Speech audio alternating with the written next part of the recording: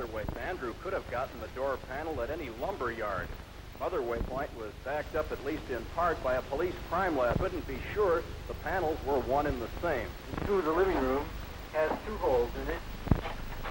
This one I'm pointing to right here, 10 inches from the edge, and this one down here, 12 inches. This one I referred to being 25 from the top, and the second one 36 from the top. Now, as you open this, there's also, of course, a knob door in this one. As you open this door, there's blood behind the door. The top hole shows that the bullet was incoming. They fired through the door and hit the brother through the door. The brother fell here. Most of the blood is dried up, but you can see a little bit of it there and a little bit of it on the floor. The brother was shot 4 or 5 times, so after they came through the door, they shot him again to make sure he was dead. Mr. Montgomery, Dr. Constantino testified today that Mark Clark could not have struggled after receiving that shot through the heart. Now, in your mind, does this contradict the testimony of Officer Davis, who described a struggle?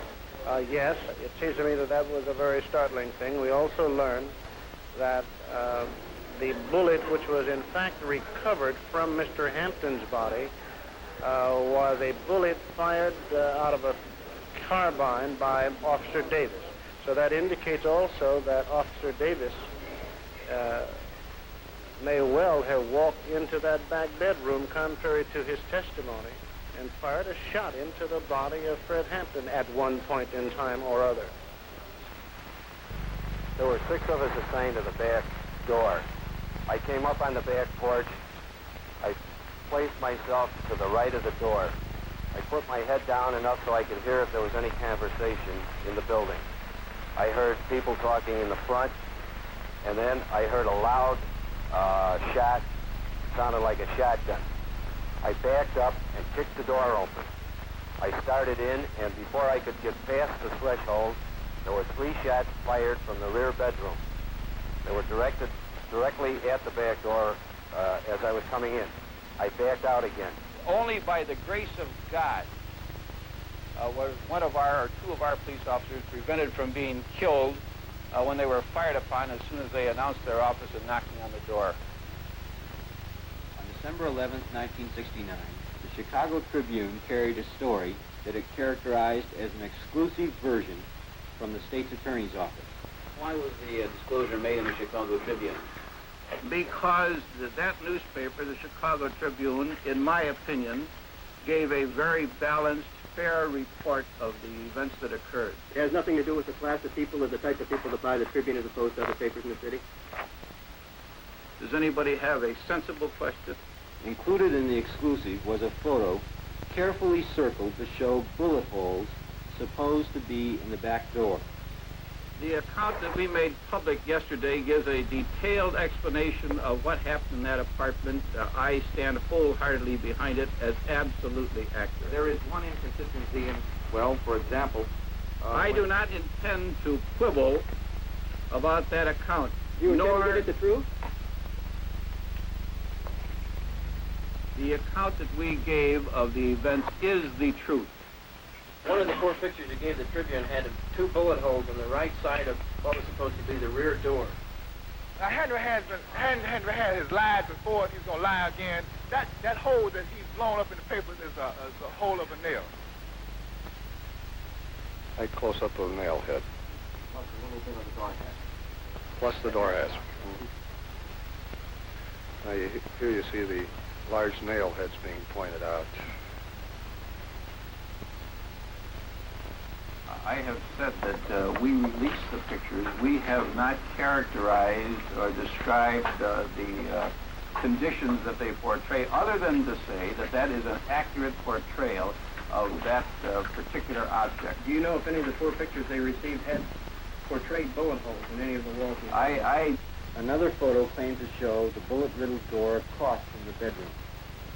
The officers testified that the Panthers fired into that door from inside their bedroom. In fact, the door in the photo was the bedroom door, and the holes in the door were made by police gunfire at the Panthers. As you can see, bathroom door is intact. Not only the bathroom door, but the entire wall area is intact. There was a picture of the inside of the door to the bathroom, yes. That door, our reporters discovered, corresponded to one on the front living room adjoining the bedroom. There were holes in the door. When the door was open, those holes corresponded to holes that were in the wall adjoining between the bedroom and the living room. And when they stuck a stick through the holes, they all matched up. I make, as I say again, I make no evaluation of the pictures other than to say they portray conditions as they existed in that apartment at the time those pictures were taken. This is the door that's supposed to contain numerous marks from a stray shotgun blast and small arms fire, which again was fired by members of the vicious Black Panther Party, who was standing in this bedroom here, shooting out into the hallway here. I urge your inventory of each of these vicious weapons. This attack by the Black Panthers on the police, plus the weapons which were recovered at the depot where they were storing them, clearly demonstrates the true character of the Black Panther Party. Nobody, I have never denied that there was no weapons there. As a matter of fact, he would be a fool if he didn't have a weapon there, knowing the ferociousness of the pigs, how they just jump out of the cars and shoot you down, how they knock on your door and blow 19-year-old sister's head off with shotguns, how they killed 2 brothers in 1 week. Yeah, and as a matter of fact, everybody that's concerned should have something in their home to protect themselves, because Hanrahan is a madman. Mr. Hanrahan, can you tell me why your officers did not try to use tear gas? Isn't this the usual procedure to flush someone out of a building? Our officers used the means necessary to effect the search and to prevent themselves from being killed upon after they were fired upon. Isn't it true that your men usually use tear gas in situations such as this, and why didn't they use it this time? No, that is not true. It is not true? They came with murder on their mind, you see. Even if they want to take somebody to jail, it would be a simple matter of just shooting some tear gas and just throw everybody out. Right on. This is where our chairman had his brains blown out, and he lay in his bed, sleeping at 4:30 in the morning. Someone came into the room, started shaking the chair. Said, Chairman, wake up, pigs was laughing. And I saw bullets coming from, it looked like the front of the apartment, from the kitchen area. They were pigs to shoot. And about this time, I jumped on top of the chairman. He looked up.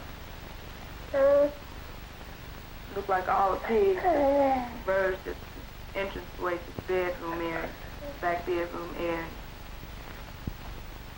The mattress is just going. You could feel the bullets going into it. I just knew he was dead, everybody in there. When he looked up, he didn't say a word. He didn't move, except for moving his head up.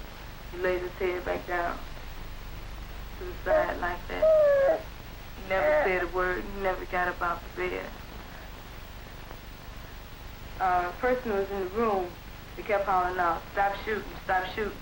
We have a pregnant woman or a pregnant sister in here. At that time, I was 8.5 to 9 months pregnant. My baby was to be delivered in 2 weeks. Pigs kept on shooting. So I kept on hollering out. Finally, they stopped. They pushed me and the other brother by the kitchen door and told us to face the wall. Heard the pig say, he's barely alive, he'll barely make it. I assume they were talking about Chairman Fred.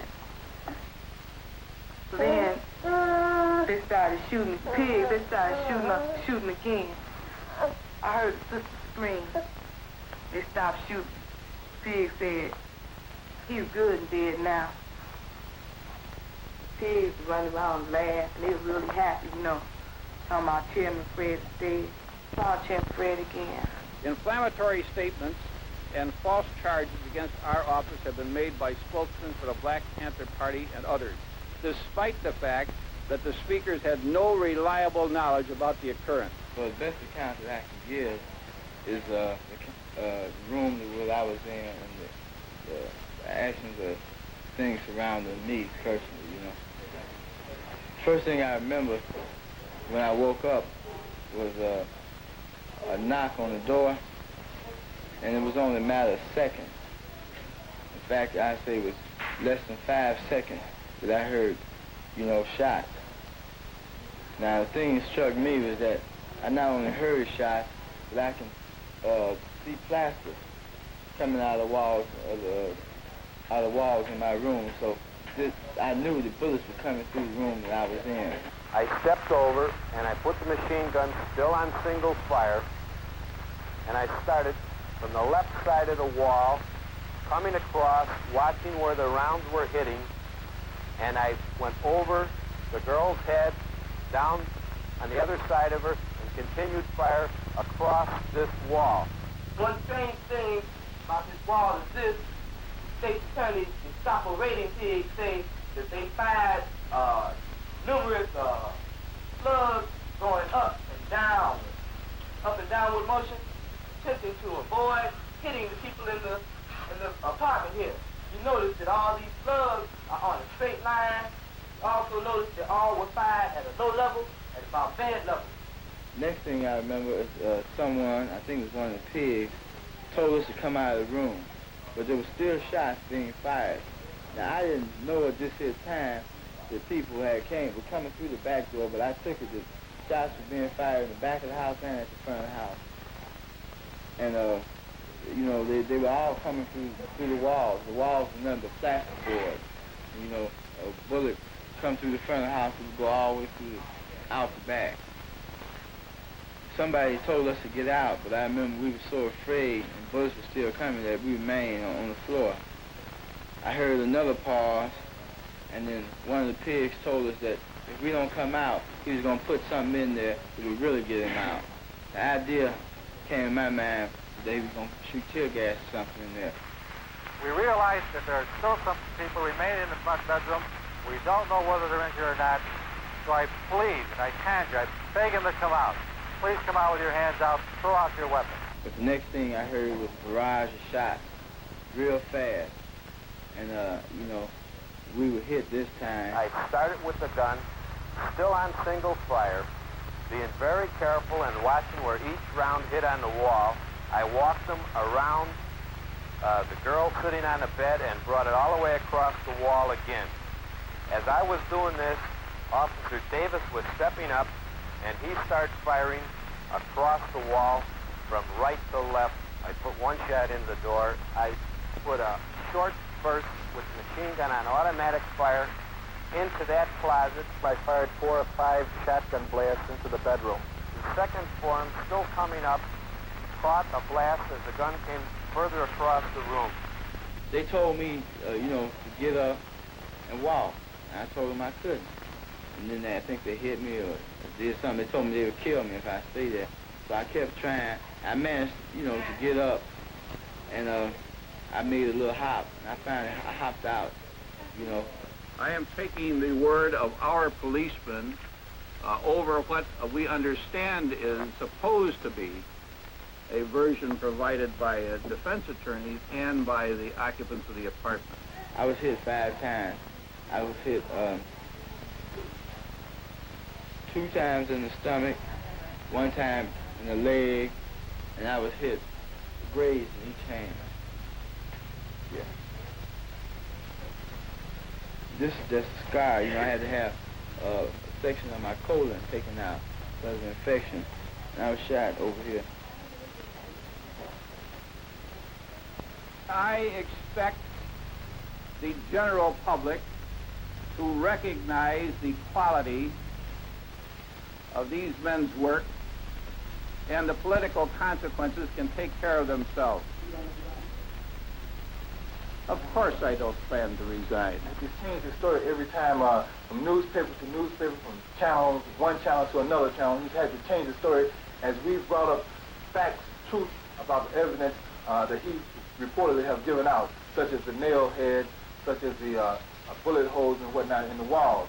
And it's only my conclusion is that Hanrahan, if he wanted to give an objective opinion about what happened here that morning, he would have to come to this apartment and find out, because he's dealing in a whole lot of subjective analysis, because the man haven't come to the apartment to find out what really did go down in the apartment. And we invite Hanrahan here to see for himself the evidence that we have shown to the masses of people and to the public. Have you been at the scene yourself? No, I have not been at the scene.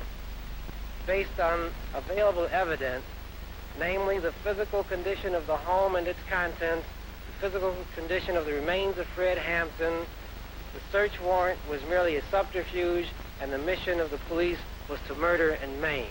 This blatant act of legitimatized murder strips all credibility from law enforcement. In the context of other acts against militant blacks in recent months, it suggests an official policy of systematic repression. The pious statements of State's Attorney Hanrahan concerning the brave response of the police against the vicious Panther attack, and his allusion to the grace of God concerning the sparing of the policemen, only makes the situation more macabre and terrifying. As an individual, are you convinced that the official version is a lie, that it is a case of murder? Personally, I am. Anyone who went through that apartment and examined the evidence that was remaining there could come to only one conclusion, and that is that Fred Hampton, 21 years old and a member of a militant, well-known militant group, was murdered in his bed, probably as he lay asleep. It seems very clear to us that he was assassinated. And the police officer who did that assassination then walked away from it and said to other people, Bobby Rush is next. Now, all of you who know Bobby Rush know that he is the Minister of Defense of the Black Panther Party and also one of our clients. And all of you also, I assume, know that Bobby Rush's apartment was broken into last night. And also he's still alive because he was not in the apartment. Do you think if you had been in your apartment yesterday, you would have been shot by police? Yes, I would have been murdered. I still think there's a great possibility of people trying to murder me. All the moves in the past, the initiative has been on the part of the police. They've murdered Fred Hampton. They're out to murder me. It's like they'll murder anybody that's black in this country. You think there's going to be retaliation then by the Panthers? There won't be any retaliation by the Panthers. I think that time will come when the people themselves will take the power that belongs to them into their hands and move to guarantee life, liberty, and the pursuit of happiness.